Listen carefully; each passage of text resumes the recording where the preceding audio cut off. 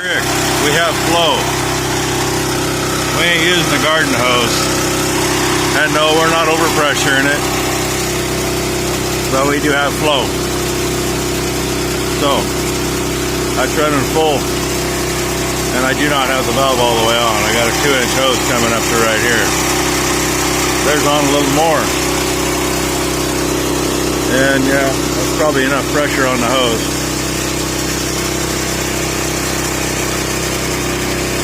So, we're going to say radiator is flushed. Vacuuming once again. We tested that new thermostat. It opened up at 205, 208, right in there.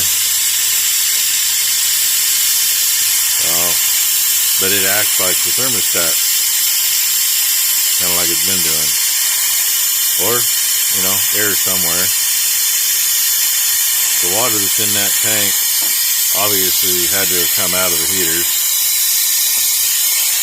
because we had the thermostat housing off again, which drains everything that can drain freely. Got the punched out thermostat in it now. And you notice in the first part of this video, we were flushing the radiator with the fire trailer.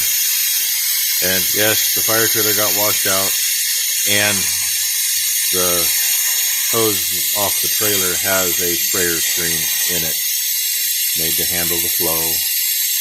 And we did not overpressurize. We just got like maximum flow. So I don't know, we probably had maximum 15 to 20 pounds on the hoses. But we're already drawn down to, I don't know, what, 22 inches of mercury right now. And she's still pulling air from somewhere.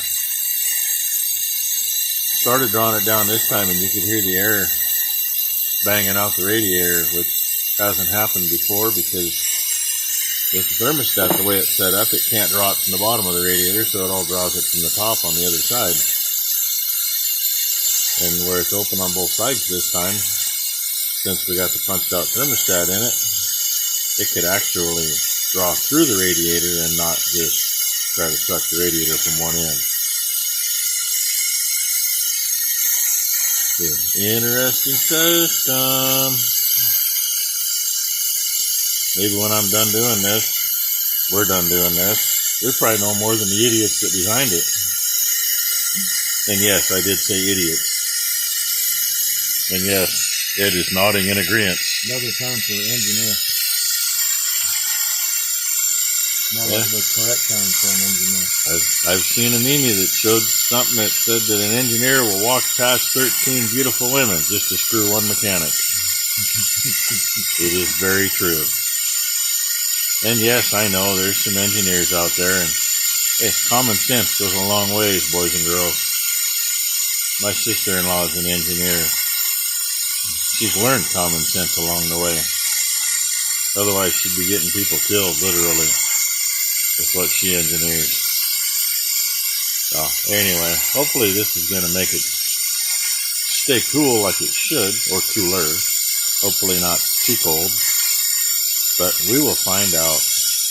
Here's your update. That's the new one we took back out. We did test it. It opens right at about 205, 208. In a system that's made to stay at 210. No, without it, it runs 190-ish up to 200.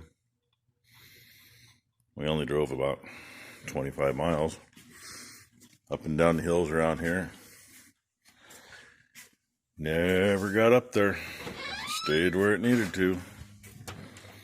So it's got the punched out thermostat in it. So for right now, we're done. You don't overheat. So maybe somebody's still got a better idea than I got. So you seen in the beginning, I showed Rick. We hooked it up and we flowed water through that radiator, as much water as it can take. And it took it. Running full out the other side. We ran between the radiator and the block, not counting what Brother Ed ran with the garden hose. Out of the fire trailer, we ran almost 150 gallons of water through that thing. And I don't know. Pressure test fine, vacuum test fine. Vacuumed it down. Every time we vacuumed it down, we've left it 5 or 10 minutes and holds vacuum, doesn't move. When we've pressure tested it, put it up like to 20 pounds and leave her set, walk away, come back, it's still at 20 pounds. Water flows every which direction. So, I don't know. I know tomorrow's going to be fun because number one never made it today.